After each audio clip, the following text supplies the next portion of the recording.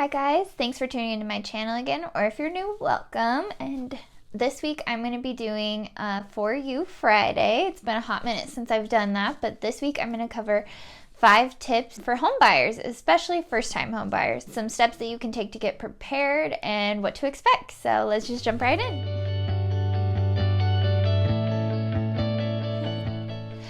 All right, so my number one tip, especially right now in this market, every market's different, so I can't tell you where we're going to be, I don't know, 5 years from now. I can't even tell you where we're going to be 6 months from now.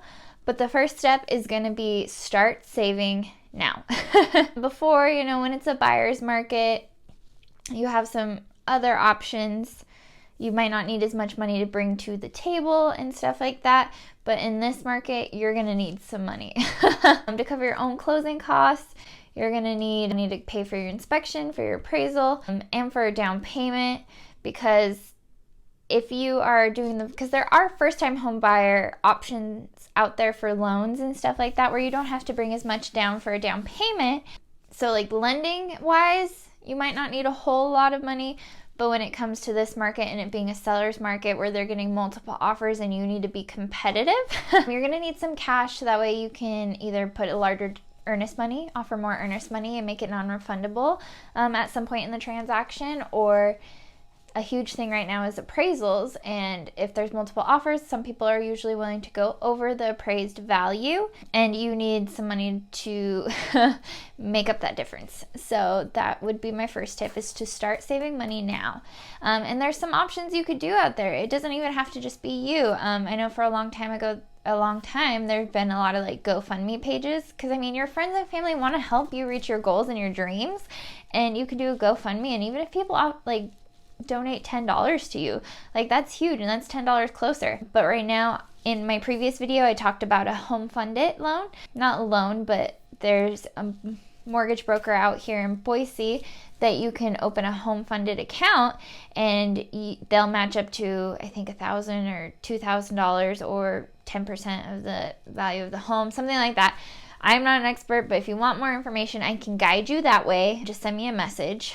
But they have a great option where it's basically a GoFundMe, but through the lender.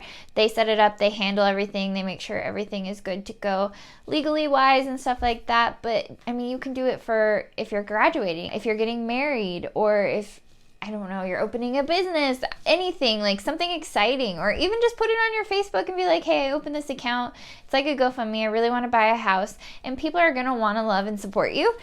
And that's a great way to do it. They want to give you money anyway for graduation or for your wedding and stuff like that. So this just, puts it in a savings account and gets you ready for whatever your home buying goals are. So that's one option of a great way to try and earn money, besides just setting money aside every paycheck. So then my number 2 tip is talk to a lender right away.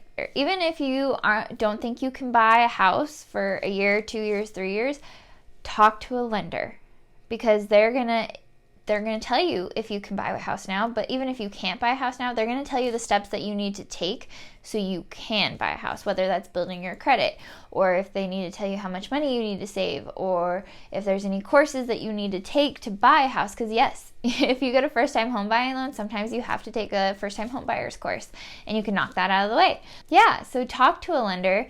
And my number 3 tip is going to be talk to several lenders. If you've watched any of my videos, I've talked about this a million times. If you're going to have the lender pull your credit, go to multiple lenders, because they all offer different products, and you might not qualify for a home loan at one place, but you will at another one. Or they might have an option like the home fund it at this one mortgage brokerage, but the other one doesn't. And so talk to several different lenders. You have 30 days to talk to as many lenders as you want, and they can pull your credit as many times as they need to, so that way they can give you the best plan to get you to your home buying goals, whether that's now or a year from now or 2 years from now, 5 years from now. They're gonna know what you need to do to get there. So 1, start saving money now. 2, talk to a lender. Number 3, talk to several lenders. And then my home buying tip number 4 is Nifty, I talked about this probably almost a year ago. Idaho passed a first-time homebuyer savings account that you can open up, and at the time, it was only Idaho Central Credit Union that had one available, but now a few different banking institutions have it, so research it, see if your bank offers it, or maybe open an account at ICCU. But it is essentially a savings account that you just transfer money. It's literally just like a savings account, so you can transfer money in and out at any time that you need it. But if you use that money to do your down payment, pay for closing costs, any part of the home buying process, as a first-time home buyer, you can write that off as a tax credit. Again, I'm not an accountant, so don't quote me on all this verbiage and stuff about taxes, but I know it's a tax write-off or something like that, which is huge, especially if you're putting $20,000 down or something like that. You use it as a tax write-off and save yourself some money when tax season comes along. So tip number 3, open Idaho first-time home buyer savings account. My tip number 5 is be prepared. Honestly, this is where your real estate agent and who you go with is really important. I'm not bashing any realtors out there, but you want to go with an experienced agent. And I don't mean necessarily longevity-wise, someone that's been in the business for 20 years, but someone that's been active in our market currently, because they're going to know all of the tips and tricks and what you need to do to get the house. Because if you pick Sally Sue that's been doing real estate, but she's only been doing one deal once a year for 20 years, that's not what I mean by experience. Like, yes, she's been in the business for 20 years, but she does one deal a year. Sally Sue may not know all of the options for you. So I'm not trying to knock any agent. If Sally Sue is your aunt and you want to help her, that's great. But be prepared. Like I said, right now our market is insane. So be prepared that you're going to have to cover your own closing costs. You're going to have to cover your own inspection. You're going to have to cover your own appraisal. You're going to be competing potentially with many other buyers, and you're going to need to be prepared that you may have to waive inspections. Like I said, as your realtor, I try and protect you and make sure that we are still getting an inspection and that you have the right to ask for health and safety items to make sure that the house is safe, at least, for you to move into, but you might need to waive it, honestly. A lot of agents, luckily, right now are already paying for an inspection before they list the house, and then they just give you the inspection report for you so you have it for your records, and that's a great option, too. If you are going to waive your inspection, at least you know there was an inspection done, and you have a list of action items to do once you buy the house. Be prepared that appraisal doesn't really matter right now. Like, it does matter because if you are getting a loan, you have to have an appraisal. So it does matter, but there are a lot of people that are starting to get super competitive and they're going way over appraised value. And it could just be $2,000 over appraised value, but I've seen $100,000 over appraised value, and they are making up that difference. Because remember, I've told you before, with an appraisal, there's a few options. The appraisal comes in low. You can either agree with the seller, if you are the buyer, that the seller will lower the price to the appraised value. We're not seeing that a lot these days just because there are so many, it's low inventory, so every house out there is potentially getting multiple offers, so that's usually not an option. You can sometimes negotiate with the seller and meet them halfway, meet them in between, or the seller can terminate because you're not willing to make up that difference. So like I said, just be prepared that is an option.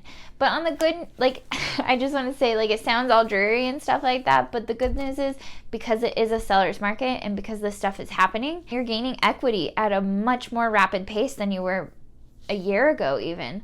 I mean, our values are going up 20% per year. That's insane. It used to take you a few years to get over equity value.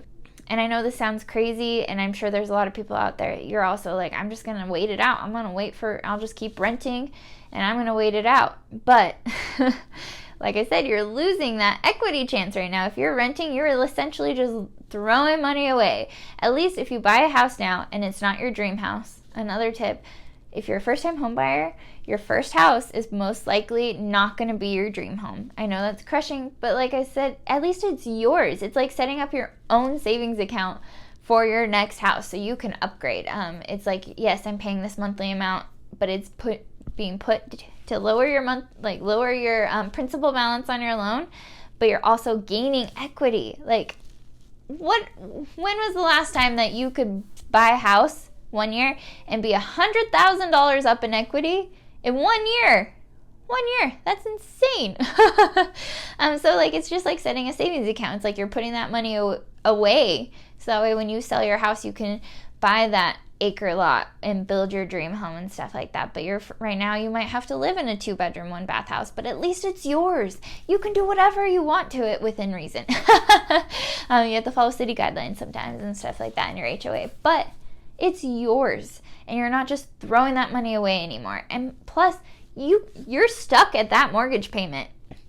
If you get a fixed loan, you're paying $900, $1,200, $1,500, $2,000 a month, and that never changes unless you refinance. But if you're in a rental, once your lease is up, your landlord can raise the price.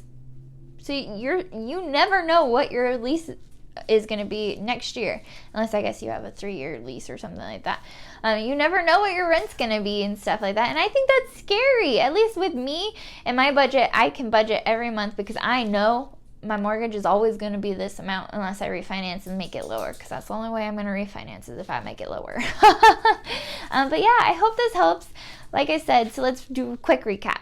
First, start saving. Saving as much as you can. Tip number 2, talk to a lender. Set a game plan. Get an idea of what you need to do and get focused. Tip number 3, I guess I shouldn't be saying steps. Tip number 1, 2, and tip number 3, talk to multiple lenders. Know your options. See what you can get out there. And if you talk to one lender and they're like, yeah, sorry, we can't help you, that doesn't mean a lender down the street can't. So talk to multiple lenders. It will only hit your credit once. It's going to hit your credit if you talk to one lender, so you might as well talk to as many as you can. Number 4, open an Idaho first-time homebuyer savings account, so that way when you are ready to buy, I didn't mention this, but when you open a first-time homebuyer savings account, it doesn't mean you have a time limit that you have to use that money. You can use it in 3 months, 6 months, a year, 5 years, 10 years. Might change in 10 years. 10 years a lot can happen in 10 years, but you know what I mean? If you're already thinking of this, it's not going to be 10 years until you buy your house. So open a first-time homebuyer savings account. I do know that, so if you are looking right now, that money does have to be in your savings account for at least 30 days. So open it now. And then tip number 5, be prepared. Be prepared that it's not going to be the home of your dreams if you're a first-time home buyer. It's just not. But you're gaining that equity. You're setting up that savings account so you can buy your dream home. Be prepared that you might have to waive inspections. Be prepared you're going to have to bring money down. You're going to have to maybe make up a difference in appraisal. Like, just don't be scared of these things, because you're already going to be financially better off. Like, the way things are right now, once you close, give it 3 months and you're going to have equity. So if you need anything, there's ways to work around, because you can get a HELOC, which is a home equity line of credit. So say you do need to get the roof replaced or something, you can get a home equity line of credit, because the way values are going up so quickly, and you can use that to fix your house. Or you can get a 1-year warranty. Like, spend $500 now if it's going to help make you feel better for the first year that you own your home. There's just so many options, and maybe that's tip number 6. Get a good real estate agent that's going to help you and tell you your options. So, sorry this is a rant, but I really hope it helps my first-time home buyers out there, or any home buyers that are looking right now in this crazy market. But if you have any questions, or if I can help you in any way, please reach out to me, leave me a comment or anything like that. Give me a phone call, shoot me a text, and I am here to help you guys. So thank you, and you guys have a wonderful weekend.